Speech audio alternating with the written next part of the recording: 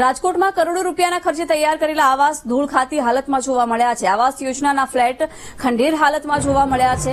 મહાપાલિકાએ આવાસ યોજનાની ફાળવણી ન કરતા મકાનો અત્યારે ખંડેર બન્યા છે. શહેરના પોપટપરા વિસ્તારમાં 600 આવાસ છે જે વર્ષ 2019માં બન્યા હતા. નિર્માણના 5 વર્ષ બાદ પણ હજુ સુધી ફાળવણી કરાઈ નથી. આવાસમાં ફર્નિચર, બારી બારણા, પાણીની પાઇપો સહિતની વસ્તુઓ તૂટેલી હાલતમાં જોવા મળી રહી છે. 2019માં તૈયાર થયેલા આવાસને હજુ સુધી વિતરણ નથી કરવામાં આવ્યું. પરિસ્થિતિ એટલે કોઈ નો સીમાય સમજો, કોઈ છે જ નહીં, કોઈ ખંડેર જ છે. બીજા નંબરમાં સાફ કરાવવાનું પેલા સાહેબો આવ્યા હતા હમણાં ચેકિંગમાં, ત્યારે એમને કીધું હતું. તે પછી આપડે બીજા સાહેબ આવ્યા હતા ભરતભાઈ કરી, એમને મેં એ રિક્વેસ્ટ કર્યો, મેં કીધું પેલા સાફ કરો અને પછી આ બધું તમને બધી વાત સાચી છે. એને હું કીધું કે આપણે ટેન્ડર પાસ થવાનું છે દિવાળી પછી. મેં એને એ રિક્વેસ્ટ કરી તો મને કે બાપુ કે રવિવારે આપણે દિવાળી પછી કે ટેન્ડર પાસ થાય કે. આમાં એ તો સાહેબ એની પાસે ગણતરી છે. ના એટલા બધા નહીં ભાઈ, બધા થઈને છે. હા, ચોરી પાઇપલાઈન ઓછામાં 40 ફૂટની પાઇપલાઈન કાઢી લીધી. આવાસ લગભગ 5-6 વર્ષથી આ ખાલી પડી છે અને અત્યાર સુધી કોઈને એલર્ટ નથી થયા. જે આરએમસી માંથી જાણ મળી છે કે એલર્ટ નથી થયા ને એના કારણે એની અંદરમાં જીવજંતુઓ તો ઠીક, એના સિવાય જે બધા ગેરરીતિઓ એની અંદરમાં થાય છે. દારૂ પીવાની ચાલે છે, ચરસ ગાંજાની એની અંદરમાં સ્ટોરેજ થાય છે. ઉપરના જે ટાંકી છે, પાણીની ટાંકી છે, એ બધા ચોરાઈ જાય છે. એના માટે મેં વિડીયો ઉતારીને આપણે આરએમસી માં જાણ કરી છે. આરએમસી વાળા એમ કે છે આપણામાં નું આવે, પોલીસમાં આવે.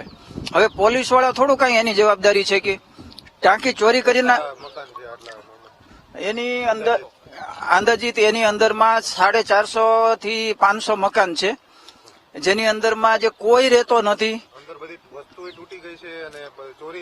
એટલે ચોરી એટલે ટાંકી તો બધા ચોરાઈ ગયા છે. એની અંદરમાંથી ઘરમાંથી નળ આમ તેમ પાઇપ ને બધું કાઢી જાય છે.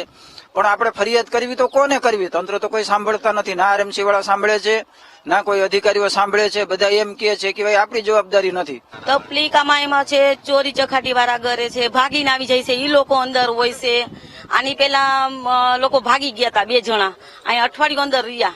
પછી એ બાબતની અઠવાડિયાથી એક ધારી માથાકૂટ અહીંયા થઈ હતી. ધોરે દિવસે ચોરી થાય છે, પાણીના ટાંકા ઉપડી જાય છે. આ ફ્લેટમાં ભગીનીમાં ટાઉનશીપમાં અંદર ચોર ગરી જાય છે. કાંઈ એક જાતની સુવિધા અહીંયા છે નહીં. સરકાર ખાલી મકાન આપી દીધા છે, કોઈને ભાડે હોપે ને તોય વસ્તુ થાય. જેને જરૂરિયાત છે એને કોઈને મકાન ભાડે આપતા નથી કે કઈ વસ્તુ નથી. જેને નથી જરૂર એને મકાન આપે છે. પાઇપ થી માંડીને બધું દરવાજા ચોરી થાય છે અહીંયા. વિપક્ષના નેતા વશરામ સાગઠિયા આપણી સાથે જોડાયા છે. વશરામભાઈ, શું કહેશો? 2019માં ફ્લેટ બની ગયા છે, હજુ સુધી ફાળવણી નથી કરવામાં આવી અને આવાસમાંથી વસ્તુઓ તૂટેલી હાલતમાં છે. ઘણી બધી વસ્તુઓ ચોરી થઈ રહી છે.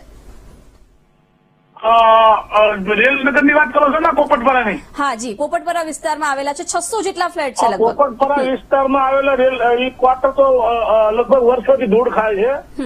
અગાઉ અમે રાજકોટના જનરલ બોર્ડમાં પ્રશ્ન પૂછ્યો હતો કે કેટલા મકાનો જે સોંપણી કરવાના બાકી છે. એના જવાબમાં એનું નામ હતું અને એક બીજા મકાનો એથી પણ ખરાબ હાલતમાં રાજકોટમાં છે, જે બિશપ હાઉસની પાછળના ભાગમાં છે. અને આપણે લખીને માગી તો એ લોકો એનું એવું કહેવાનું છે કે આ રિઝર્વ રાખ્યા છે, જે કોઈ આવાસ યોજના નવી બને તો ત્યાં સુધી એ લોકો અહીંયા રહી શકે છે અને એનું ભાડું કોન્ટ્રાક્ટર પાસેથી અમે લઈએ છીએ, એવો જવાબ આપ્યો છે. હકીકતમાં ત્યાં ખરાબ ધંધાઓ ચાલે છે. દારૂ વાળા ત્યાં દારૂ વેચે છે, જુગાર રમવાનો એવું બધા ધંધાઓ ચાલી રહ્યા છે. અને પોપટપરાના વિસ્તારમાં તો એ આવાસ યોજનામાં જે મકાનો છે એમાં તો અસામાજિક પ્રવૃત્તિ બધી થઈ રહી. હા, બીજી વસ્તુ એ છે કે 5 વર્ષ થઈ ગયા છે, હજુ સુધી ફાળવણી થઈ ના. આરએમસી આની જવાબદારી લેવા તૈયાર છે, ના પોલીસ. કોર્પોરેશને જવાબદારી લેવી જોઈએ, કારણ કે બધી જવાબદારી કોર્પોરેશનની છે. પોલીસ તો એના અસામાજિક પ્રવૃત્તિ થતી હોય તો એની જવાબદારી પોલીસની છે. બાકી કોર્પોરેશનને જે આવાસ બનાવીને તૈયાર કરીને જાઓ એની જવાબદારી કોર્પોરેશનની હોય. બિલકુલ વસરામભાઈ, આપ અમારી સાથે જોડાયા, આભાર આપનો. તો આ મકાનો છે ખૂબ જ ખરાબ હાલતમાં છે. શહેરના પોપટપરા વિસ્તારમાં આવેલા 600 જેટલા આવાસ છે જેની સ્થિતિ અત્યારે કથળી છે. હજુ સુધી તેની ફાળવણી પણ નથી કરવામાં આવી અને અંદર સામાજિક પ્રવૃત્તિઓ ચાલતી હોવાનું પણ જે પ્રકારે વિપક્ષના નેતા જણાવી રહ્યા છે. 600 આવાસ છે ધૂળ ખાતી હાલતમાં છે અને જવાબદારી આરએમસી અત્યારે નથી લઈ રહ્યું. ખંડેર હાલતમાં આવાસ હોય ત્યાં આ સામાજિક પ્રવૃત્તિ ચાલે છે. રાજકોટ મહાનગરપાલિકા દ્વારા આવાસ યોજનાનું નિર્માણ તો કરવામાં આવ્યું છે, પરંતુ હાલ જે આવાસ યોજના છે તે જર્જરિત હાલતમાં જોવા મળી રહી છે. આપ સીધા દ્રશ્યો જોઈ શકો છો. પોપટપરા વિસ્તારમાં આ આવાસ યોજના આવેલી છે. 1 BHK આવાસો છે. અહીંયા 600 કરતા વધારે આ ફ્લેટ છે, પરંતુ છેલ્લા ઘણા સમયથી જર્જરિત હાલતમાં જોવા મળી રહ્યા છે. વર્ષ 2019માં આ આવાસોનું નિર્માણ છે તે કરવામાં આવ્યું હતું, પરંતુ હજુ સુધી એક પણ અરજદારોને આ આવાસો છે તે ફાળવવામાં આવ્યા નથી. કરોડો રૂપિયાના ખર્ચે આવાસ તો બનાવવામાં આવ્યા, પરંતુ હાલ જે કહી શકાય છે કે આપ સીધા દ્રશ્યો જોઈ શકો છો, ખંડેર હાલતમાં છે તે આવાસો જોવા મળી રહ્યા છે. બારી બારણા છે તે તૂટેલી હાલતમાં જોવા મળી રહ્યા છે. અંદરનું જે વાયરિંગ છે તે પણ તૂટી ગયેલું છે. સાથે સાથે જે આ બારીઓ છે તેના કાચ પણ ફૂટી ગયા છે. આવાસ યોજનામાં આખા આ જે વૃક્ષો છે, અલગ અલગ વનસ્પતિ છે તે રસ્તા ઉપર ઉગી નીકળી છે. સવાલો ઉભા થઈ રહ્યા છે કે કોર્પોરેશન દ્વારા જો આ આવાસ યોજના બનાવવામાં આવ્યા છે તો અત્યાર સુધી કેમ ફાળવવામાં આવ્યા નથી. આપણે અંદર જવાનો પ્રયત્ન કરીશું. અંદર પણ જોઈ શકશે કયા પ્રકારના આ આવાસ છે તેની હાલત જોવા મળી રહી છે. લાઇટિંગ છે તે તમામ લાઇટિંગના વાયરો છે તે તૂટેલી હાલતમાં જોવા મળી રહ્યા છે. સાથે સાથે આ મીટર જે કહી શકાય, અહીંયા મીટર લગાવવામાં આવે છે, મીટરો પણ નથી લાગ્યા અને તમામ જે ઇલેક્ટ્રિકની વસ્તુઓ છે તે તૂટેલી હાલતમાં જોવા મળી રહી છે. જર્જરિત છે તે આવાસો છે તે જોવા મળી રહ્યા છે. તેને કારણે હવે કોર્પોરેશનની કામગીરી ઉપર પણ અનેક સવાલો છે તે ઉભા થઈ રહ્યા છે. કરોડો રૂપિયાના ખર્ચે આ બનાવેલા આવાસો હજુ સુધી કેમ અરજદારોને ફાળવવામાં આવ્યા નથી તે પણ એક મોટો સવાલ છે તે હાલ તો ઉભો થઈ રહ્યો છે. લોકોને પોતાનું ઘરનું ઘર મળી રહે તે માટે આવાસ યોજના અંતર્ગત લોકોને આવાસ છે તેની ફાળવણી છે તે કરવામાં આવતી હોય છે. રાજકોટમાં આ પ્રકારે 3300 કરતા વધુ આવાસો છે તે જર્જરિત હાલતમાં જોવા મળી રહ્યા છે. હાલ તો પોપટપરા વિસ્તારમાં 600 કરતા વધુ જે આવાસો છે તેનું વર્ષ 2019માં નિર્માણ કરવામાં આવ્યું હતું, પરંતુ હજી સુધી એક પણ લાભાર્થીને આ આવાસ યોજનાનો ફ્લેટ છે તે આપવામાં આવ્યો નથી. ફ્લેટ નવા બનાવવામાં જ આવ્યા હતા અને ત્યારબાદથી જ આ પ્રકારની પરિસ્થિતિ જોવા મળી રહી છે.